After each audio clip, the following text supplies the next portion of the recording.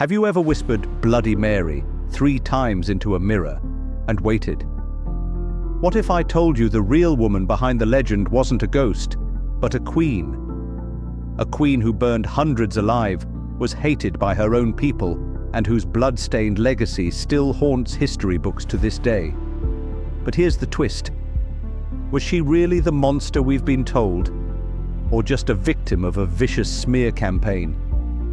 Because the truth behind Bloody Mary isn't just horrifying, it's tragic, political, and soaked in betrayal. And by the end of this video, you'll know the shocking truth that the nursery rhymes and horror stories never told you. Stay with me, because this is more than a ghost story. This is the real chilling history of Queen Mary I of England, the original Bloody Mary.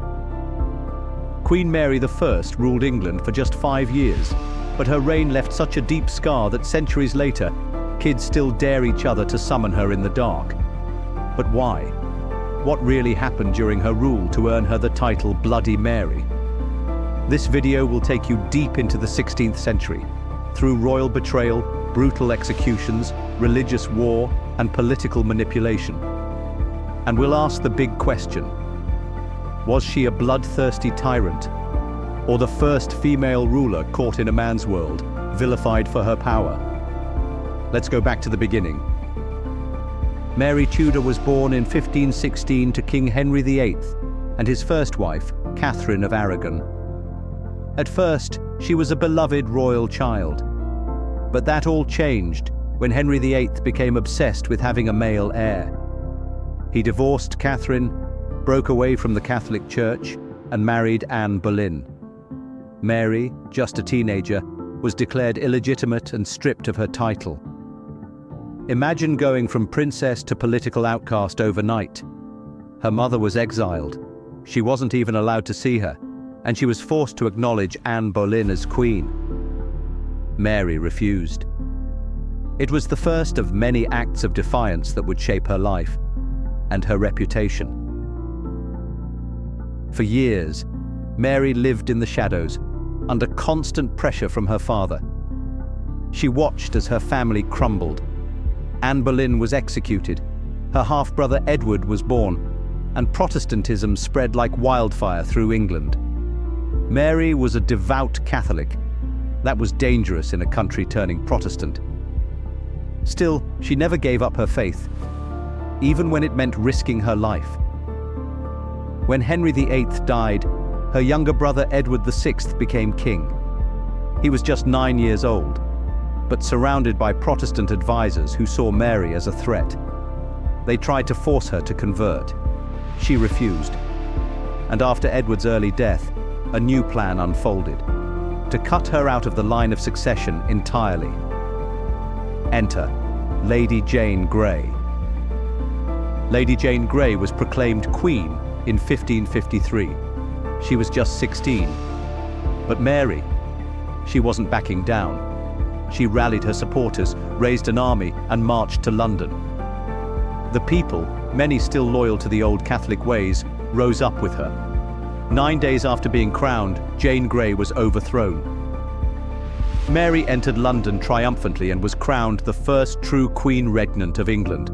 It was a moment of victory, but it came at a price.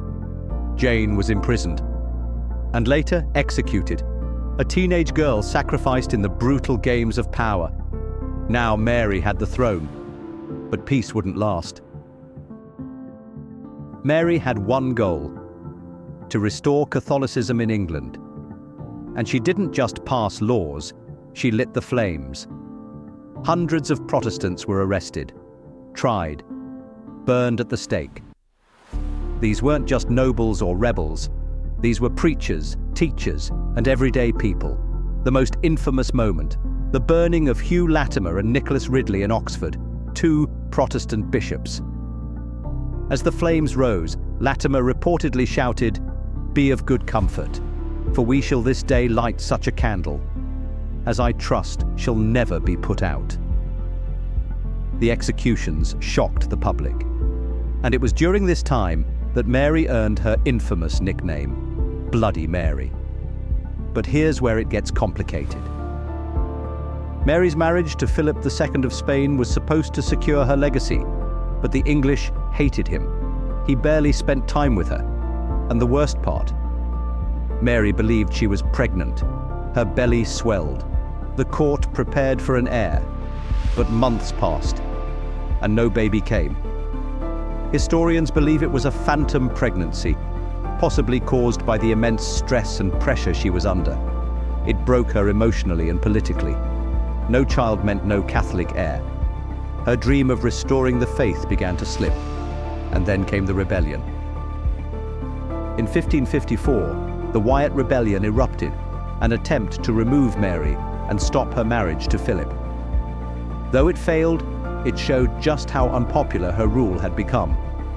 More executions followed, including that of Lady Jane Grey and even Jane's innocent father. By now, the fires were burning not just Protestants, but the hope people once had in Mary's reign. She was isolated, ill, and hated.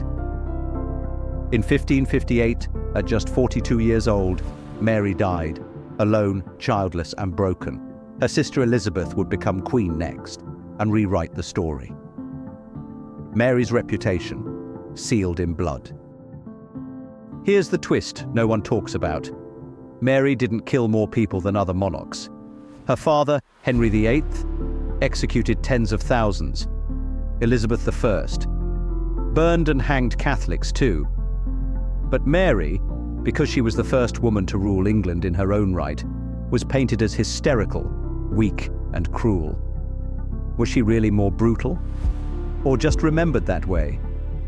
And how much of her legacy was shaped not by history, but by propaganda? What do you think? Was Mary truly a villain or a victim of the times? Drop your thoughts in the comments. I read everyone. So the next time someone dares you to summon Bloody Mary in a mirror, remember, the woman behind the myth wasn't a ghost.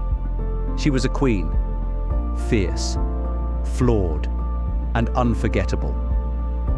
If you found this video eye-opening, hit that like button. It really helps more people discover these hidden chapters of history. And if you want more untold stories, conspiracies, and forgotten figures, subscribe and turn on notifications. Thanks for watching, and I'll see you in the next one.